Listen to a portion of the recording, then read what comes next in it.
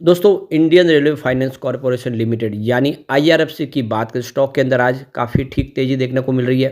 Stock पिछले दिनों के काफ़ी गिरावट के बाद संभलता हुआ दिखाई दे रहा है और इसके पीछे सबसे बड़ा रीज़न है आने वाला बजट। 1 फरवरी को यूनियन बजट पेश होगा। पहले रेलवे बजट अलग हुआ करता था, लेकिन 2016 के बाद इसको मर्ज कर दिया गया है मेन बजट के साथ में।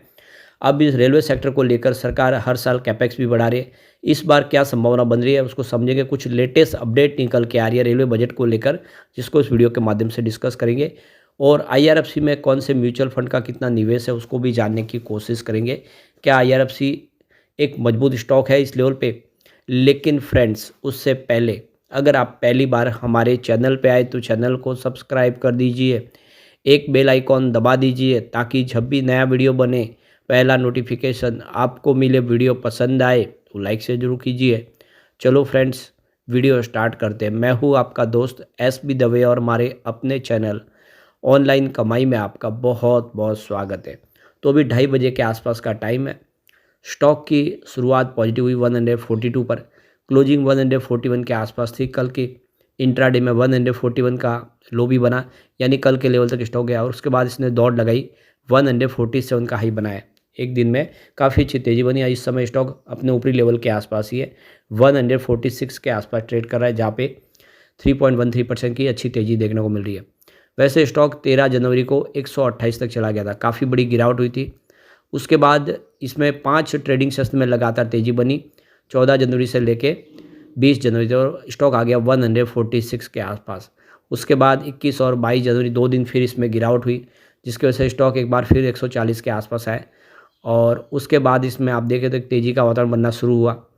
और ये देख सकते हो कि करीब 23 तारीख को स्टॉक 141 के आसपास था। 2 दिन की गिरावट हुई 27 और 24 तारीख की, जिससे 137 के आसपास फिर स्टॉक आए। परंतु पिछले 3 ट्रेडिंग सेशन से इसमें फिर तेज़ी का वातावरण बना।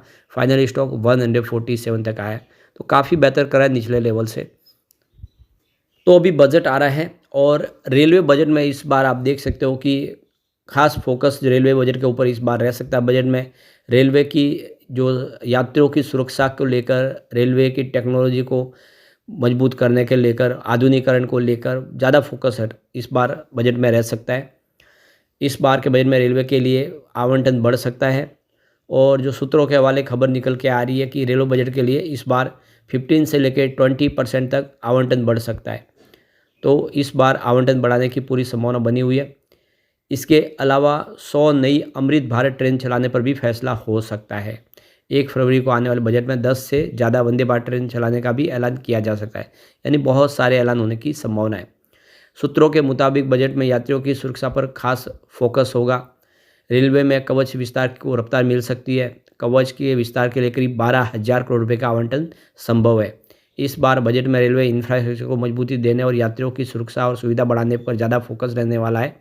यात्रियों की सुरक्षा के लिए रेलवे मंत्रालय कवच 4.0 तेजी पर काम कर रहे हैं, यानी इस बार कवच टेक्नोलॉजी के लिए और बड़ा निवेश आ सकता है, करीब 12,000 करोड़ का। तो जल्दी से जल्दी पूरे इंडिया के अंदर कवच टेक्नोलॉजी लाना चाहते हैं ताकि जो रेलवे के अंदर एक्सीडेंट होते हैं उसको रोका जा सके। यह एक ऑटोमेटिक सिस्टम है जो कभी भी अगर एक ट्रैक पे 2 ट्रेन आ गई तो ये कवच टेक्नोलॉजी की वजह से वो एक्सीडेंट होने से उसको बचाया जा सकता है। तो काफ़ी शानदार टेक्नोलॉजी है। अभी इसमें खर्च बहुत ज़्यादा हो रहा है, इसकी वजह से अभी इतनी तेज़ी से इसका काम नहीं बढ़ा, लेकिन इस बार बजट में स्पेशल प्रावधान रखा जा सकता है और 12,000 करोड़ रुपए इसके लिए आवंटित किया जा सकता है। तो फिर कवच टेक्नोलॉजी तेज़ी से सभी जगह पे लगाए लागू की जा सकती है। सबसे बड़ी बात है, सरकार शताब्दी जैसी शॉर्ट डिस्टेंस ट्रेन को वंदे भारत से रिप्लेस करने पर फोकस कर रही है। इसी योजना के तहत बजट में नई वंदे भारत ट्रेन चलाने का ऐलान हो सकता है। पिछली बार रेलवे के लिए 2,60,000 रुपये का करोड़ का आवंटन किया गया था, लेकिन इस बार ये आवंटन 3 लाख करोड़ रुपए से भी ज़्यादा हो सकता है।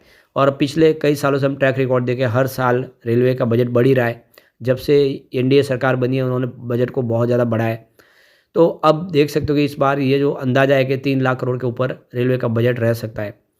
रेलवे से जुड़े शेयरों के लिए तो उसको आप देख उसका बेनिफिट मिलेगा ही मिलेगा।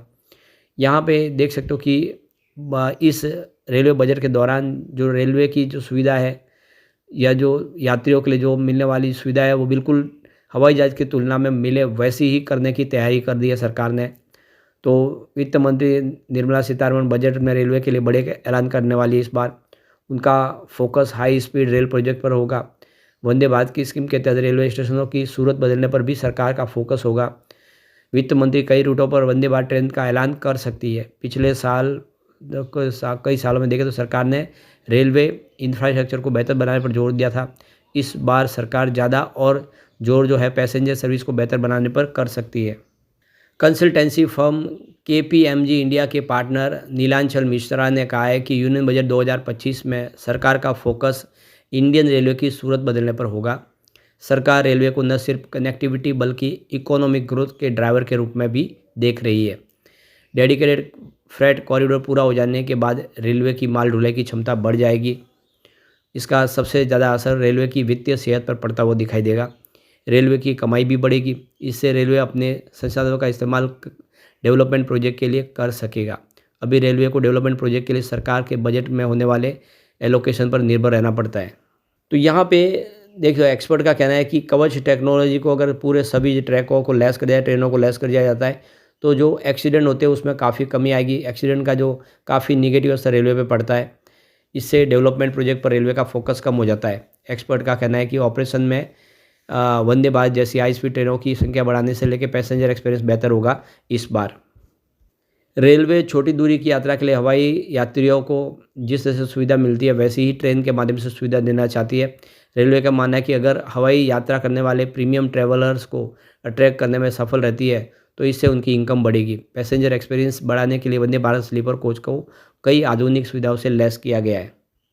तो कुल मिला के देख सकते हो कि ये जो बजट है इसमें काफ़ी ज़्यादा एलोकेशन बढ़ेगा और ऐसे में आईआरएफसी के लिए एक बड़ा रोल यहाँ पे दिखाई देगा। आईआरएफसी रेलवे की इंफ्रा कंपनियों को फंड प्रोवाइड करने के लिए बनाई गई कंपनी है। आईआरएफसी फंडामेंटली भी मजबूत कंपनी है क्योंकि आप देख हर तरह के टैक्स के दायरे से इसको बाहर रखा गया है। ऊपर से इसका 0 एनपीए है। तो कुल मिला के इसके लिए संभावना पॉजिटिव है। अब यहाँ पे कुछ टॉप 10 म्यूचुअल फंड को देख लेते हैं जिन्होंने आईआरएफसी में इन्वेस्टमेंट किया है। सबसे ऊपर HDFC balance advantage fund direct plan की बात करें तो उनका एक्सपेंसेस रेशियो 0.75 का है और 1 ईयर रिटर्न मिला उनको 9.93% का। सेकंड पे है Sundaram Nifty 100 equity equal weight fund, 0.5 से उनका इनका एक्सपेंसेस रेशियो है और 9.41 का 1 ईयर रिटर्न है। तीसरे नंबर पे UTI next Nifty fund index fund direct की बात कर लेते हैं। 0.35% का एक्सपेंसेस रेशियो है और 1 ईयर रिटर्न यहाँ पे 13.37% के आसपास है।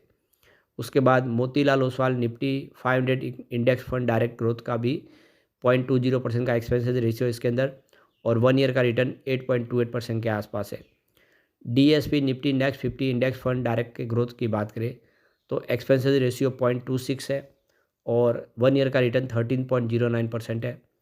LIC mutual fund Nifty next 50 index fund direct की बात करें तो 0.32 का एक्सपेंसेस रेशियो है और 1 ईयर का रिटर्न यहाँ पे 13.22% है जो काफ़ी अच्छा है। Motilal Oswal Nifty next 50 index fund direct की बात करें तो एक्सपेंसेस रेशियो यहाँ पे 0.35 है और 1 ईयर का रिटर्न 13.39% के आसपास है। इसके अलावा ICICI prudential Nifty next 50 index fund direct का 0.31% का आप देख रहे हैं एक्सपेंसेस रेशियो है और 1 ईयर का रिटर्न 13.05% है। उसके बाद देख सकते हो 9वें नंबर पे है axis Nifty 100 index fund direct growth जिनका एक्सपेंसेस रेशियो 0.21 है और 1 ईयर का रिटर्न 8.36% है।